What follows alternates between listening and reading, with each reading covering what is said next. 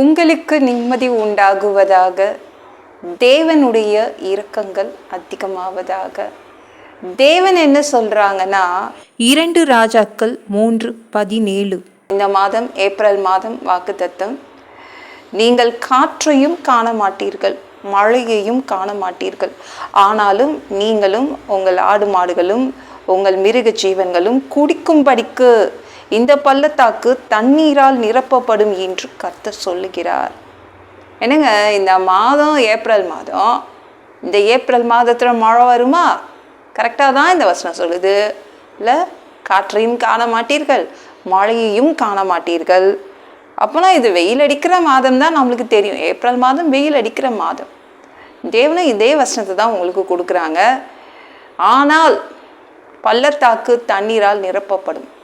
எங்கெல்லாம் நிரப்பப்படணுமோ, எதெல்லாம் காலியாக இருக்கோ அவர் நிரப்புவார். மழை வரலன்னா என்ன, நான் நிரப்புவேன் அப்படின்னு தேவன் சொல்கிறாங்க. உங்கள் சம்பளம் உங்கள் வீட்டுக்கு பத்தலைன்னா அவர் நிரப்புவார். எதெல்லாம் உங்களால் நிரப்ப முடியலையோ தேவன் நிரப்புவார். இது காலி ஆயிடுச்சுங்க, இது இல்லைங்கன்னா தேவன் நிரப்புவார். இயற்கைக்கு அப்பாற்பட்ட அதிசயங்களை பார்ப்பீங்க, அற்புதங்களை பார்ப்பீங்க.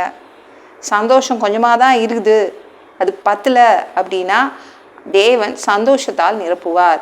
என்னங்க, ஆரோக்கியம் கொஞ்சமாக தான் இருக்குதுங்க, அப்போனா ஆரோக்கியத்தால் உங்களை நிரப்புவார்.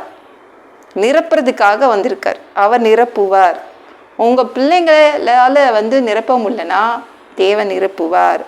உங்கள் புருஷனால் நிரப்ப முடியலன்னா அதையும் தேவன் நிரப்புவார். அதனால் பயப்படாதீங்க. என்னங்க, வாழ்க்கை வெறிச்சோடி கிடக்குது, வெறுமையாக கிடக்குது, ஒன்றுமே இல்லை, சுவாரஸ்யமாக எதுவுமா இல்லை அப்படின்றீங்களே. இது இதில் எப்படி வாழ்கிறது அப்படின்றீங்களே. இல்லை, தேவன் உங்களுக்கு நல்லதை கொடுத்து நிரப்புவார். காற்றையும் நீங்கள் காண மாட்டீங்க, மழையையும் காண மாட்டீங்க, ஆனால் அற்புதங்களால் அதிசயங்களால் எல்லாம் நிரப்பப்படும். குறை இருக்காது, நிறைவு மட்டும்தான் இருக்கும். ஏன்னா நிறைப்பவர் யாரு? தேவன்.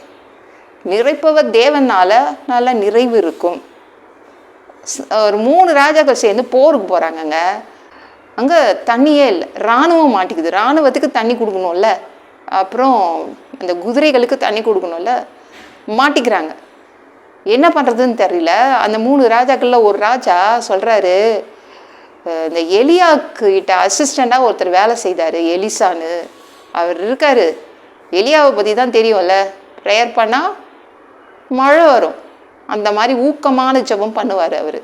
இப்போ அவர் அசிஸ்டண்ட் அப்படி தானே இருப்பார் அப்படின்னு சொல்லிட்டு போகிறாங்க. எலிசா தீர்க்கதரிசி சொல்கிறாங்க, நான் தேவன் என்ன சொல்கிறாரோ அதுதான் சொல்லுவேன். உடனே தேவன் கிட்ட ஜெபம் பண்ணுறாரு. தேவன் என்ன சொன்னார்? அதே தான் சொன்னார். மழையை பார்க்க மாட்டீங்க, காற்றையும் பார்க்க மாட்டீங்க, ஆனால் பள்ளத்தாக்கு தண்ணீரால் நிரப்பப்படும். நீங்கள் எங்கெல்லாம் உங்களுக்கு தண்ணி வேணுமோ அங்கெல்லாம் வாய்க்கால் நீங்கள் வெட்டுங்க, அங்கே தண்ணீரால் நான் நிரப்புவேன். அவ்வளோதான். எவ்வளோ தண்ணி வேணுமோ அவ்வளோ வாய்க்கால்கள் வெட்டுங்கன்னாங்க. அவங்க தான் இராணுவம், 3 நாட்டு இராணுவம் இருந்துச்சுங்க, அத்தனை பேரும் வெட்டிட்டாங்க. அப்புறம் அடுத்த நாள் காட்டாற்று வெள்ளம், ஏதோ நாட்டிலேருந்து தண்ணி வந்துச்சு. தண்ணி வாய்க்கால்களை நிரப்பிற்று. அவ்வளோதான். எல்லாருக்கும் குடிக்க தண்ணி கிடச்சிருச்சு. இந்த இராணுவம் குடிக்கிறதுக்கும் தண்ணி கிடச்சிச்சு, அந்த குதிரைகள் குடிக்கிறதுக்கும் தண்ணி கிடச்சிச்சு. அப்படி தான் நம்ம தேவன் இந்த மாதம் உங்களை நடத்துவார். எந்த குறைவும் இருக்காது, நிரப்புவார், நிறைவை காண்பீங்க. இந்த வீடியோ பிடிச்சிருந்துச்சுன்னா மற்றவங்களுக்கும் ஷேர் பண்ண மறக்காதீங்க. கர்த்தர் தாமே உங்களை ஆசீர்வதிப்பாராக. ஜெபம் பண்ணலாமா? அன்பு பிதாவே, உங்கள் பிள்ளைங்க உங்கள் பாதத்தில் வந்திருக்காங்கப்பா. சாமி இரக்கம் செய்யுங்க, இறங்குங்க பா.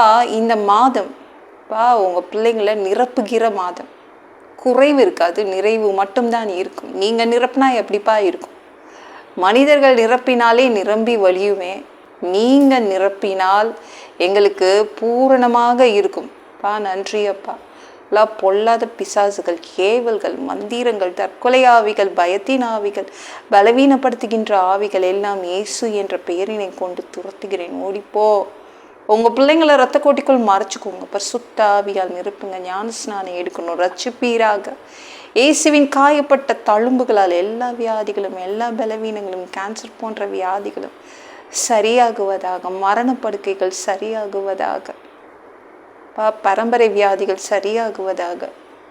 இப்போ மனிதனாக பிறந்தா ஜீவ புஸ்தகத்தில் பேர் இருக்கணும். அப்படி இல்லைன்னா அந்த மனுஷனை பிடிச்சி நீங்கள் நரகத்தில் தள்ளிடுவீங்க. தீ எரிக்கிற இடத்துல எப்படி போய் வாழ்கிறது? சாமி, பரலோகத்துக்கு வர்றதுக்கு தான் நாங்கள் ஆசைப்படுறோம்ப்பா. அடித்து உதச்சி திருத்தி எங்களை பரலோகத்துக்கு அனுப்பிடுங்க.